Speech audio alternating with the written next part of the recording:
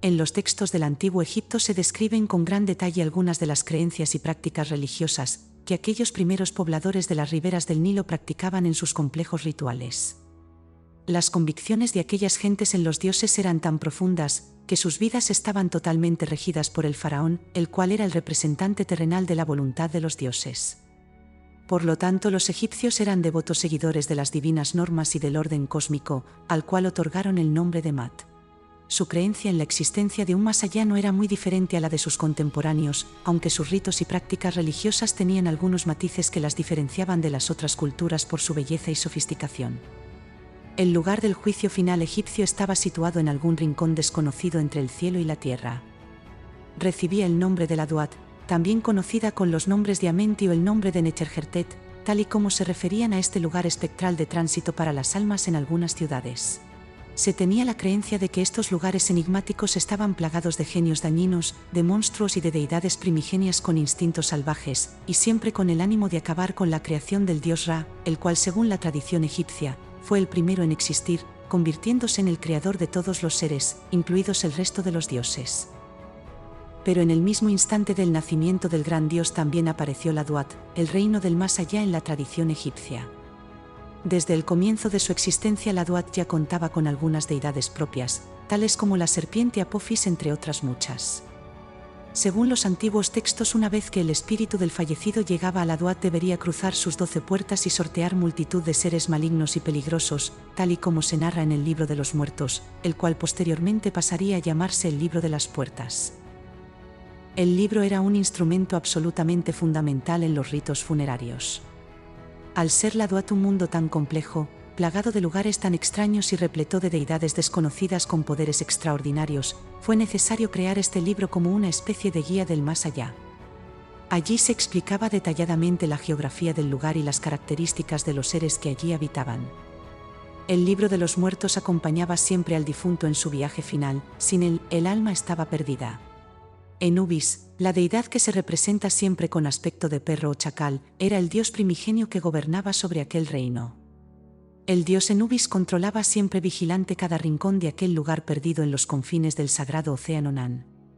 Con la llegada del dios Osiris todo cambiaría, el sabio dios tomaría el relevo y Anubis pasaría a desempeñar un papel secundario, interviniendo en los juicios en raras ocasiones y solo en los casos de extrema complejidad. Después de la llegada de Osiris a la Duat, la tradición evolucionó hasta situar este lugar en las profundidades de la tierra. Osiris ejercía con gran sabiduría y justicia su papel de juez en el inframundo egipcio. Su responsabilidad era enorme ya que sus sentencias deberían ser extremadamente justas, dado que serían para toda la eternidad. El dios Osiris tuvo el dudoso honor de ser el primer habitante del inframundo, ya que este lugar se convirtió en su eterna morada después de ser asesinado brutalmente por su hermano Seth. El dios Seth descuartizó a Osiris, y su esposa Isis tuvo que recorrer todo el país con la determinación de encontrar cada uno de los 42 pedazos, en los que su sanguinario hermano Seth lo había desmembrado, para poder de esta forma enterrar a su esposo cumpliendo con los sagrados rituales funerarios.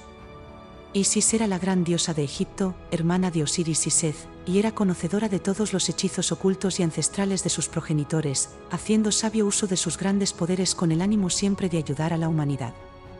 Por lo tanto, usando su magia reconstruyó completamente el cuerpo de su esposo, de tal manera que se pudo realizar el sagrado rito del embalsamamiento con total ortodoxia. De esta forma el alma de Osiris pudo alcanzar la Duat y cruzar sus 12 puertas. A partir de este momento, Osiris sería el dios encargado de juzgar las almas de los recién llegados. Aquella sociedad tenía un respeto reverencial por los ritos funerarios. Creían firmemente en la supervivencia del alma y eran extremadamente cuidadosos en la ejecución de sus ritos, a pesar de su complejidad. Por esta razón los egipcios crearon el Libro de los Muertos. Inicialmente este libro estaba solo reservado para el faraón y sus sacerdotes, pero con el tiempo cada egipcio tendría su propio libro, en el cual escribiría aquellos de los rituales que le podrían ser de más utilidad a la hora de transitar aquellos tenebrosos lugares, repletos de almas errantes a la espera de ser juzgados por el dios Osiris. Debido a la complejidad y sofisticación de estos rituales, algunas de las sustancias necesarias eran extremadamente caras y difíciles de conseguir, por lo tanto no todos podían cumplir con toda aquella extensa liturgia, y por esta razón, con la llegada del Imperio Nuevo se elaboró una versión reducida del libro, la cual estaba al alcance de todos los ciudadanos. Los egipcios de la época solían encargar este trabajo a los escribas, y acostumbraban hacerlo con bastante antelación, dado que este elemento se consideraba imprescindible en los rituales funerarios, y además debían ser enterrados junto al difunto. El libro se fabricaba con materiales de alta calidad y se ponía mucho cuidado en los textos, ya que era extremadamente importante no cometer errores. Se creía que el alma estaba contenida en el interior del cuerpo momificado, y que éste debía llegar íntegro al momento del juicio, y la Duat estaba repleta de seres que deseaban devorarlo. Cada una de las 12 puertas estaba custodiada por una pareja de diosas primordiales sin nombre, las cuales exigían al alma del difunto ciertos conocimientos antes de franquearles el paso. Por esta razón eran tan escrupulosos con las palabras y nombres sagrados. La otra opción era vagar eternamente sin rumbo por las profundidades infinitas de la Duat, exponiéndose a sus innumerables peligros y enfrentándose a sus espantosas bestias. Los sortilegios contenidos en el libro hacían uso de diferentes técnicas mágicas, las cuales también podían ser usadas en otras áreas de la vida diaria egipcia. Algunos de ellos se utilizaban para consagrar los amuletos sagrados, ya que estos protegerían a los muertos de cualquier daño durante su estancia en la Duat.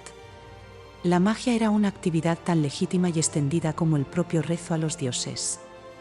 De hecho, para los antiguos egipcios no existía diferencia entre las prácticas mágicas y las religiosas. El concepto de magia estaba íntimamente ligado a la palabra escrita y hablada, por lo que el acto de pronunciar un ritual era en sí mismo un acto de creación. El poder mágico de las palabras se extendió tanto a las palabras escritas como a las imágenes. Por esta razón afirmaban que los jeroglíficos eran un invento del dios Tod, y que gozaban de un gran poder, ya que tenían la capacidad de transmitir y amplificar toda la enorme fuerza contenida en las palabras. El conocimiento de estas palabras otorgaba un gran poder a su poseedor, ya que contenían los místicos nombres de las criaturas que se encontraría en su tránsito por la Duat, y el conocimiento de estos nombres otorgaba el poder sobre ellas. La momificación estaba considerada como una tarea esencial, ya que preservaba la necesaria integridad del cuerpo físico, y lo transformaba en una entidad espiritual idealizada y con aspectos divinos. El corazón estaba considerado como el lugar en el que el alma estaba contenida, y era protegido con sortilegios específicos. Si se daba el caso de que el corazón físico fallara o hubiera resultado dañado, era común enterrar escarabeos enjollados junto al cuerpo para servir como su reemplazo. El Ka estaba considerado como la fuerza vital, permanecía en la tumba con el cuerpo muerto, y necesitaba el sustento de las ofrendas de comida, agua e incienso para su supervivencia. En el caso de que los sacerdotes o los familiares no incluyeran estas ofrendas por cualquier razón, uno de los sortilegios contenidos en el libro garantizaba que esto se cumpliera en la Duat, de aquí la importancia de este libro. El nombre del fallecido, el cual constituía su individualidad y era esencial para su existencia eterna, era escrito en numerosos lugares a lo largo del libro, y uno de los sortilegios tenía el efecto de que el difunto recordara siempre su propio nombre. Si todos estos aspectos se cumplían adecuadamente, el alma del difunto cruzaría todas las puertas y llegaría hasta la gran sala, donde sería juzgado por el dios Osiris al frente de un jurado compuesto por varios dioses. El juicio de Osiris consistía en una ceremonia conocida como el pesaje del corazón. En este punto, el alma del difunto tenía la posibilidad de arrepentirse y confesar todos los pecados cometidos durante su vida, para que fueran evaluados por Osiris junto a su jurado. De lo contrario, Anubis extraía mágicamente el corazón del difunto, el cual representaba su conciencia y moralidad, para depositarlo sobre uno de los dos platillos de una balanza. El corazón era contrapesado con la pluma de Mat, símbolo de la verdad y de la justicia universal, la cual se situaba en el otro platillo. Entonces los jueces formulaban preguntas al alma del difunto acerca de su conducta pasada, y dependiendo de sus respuestas el corazón disminuía o aumentaba de peso. El sabio dios Tod actuaba como escriba, anotando cuidadosamente los resultados para entregárselos posteriormente a Osiris.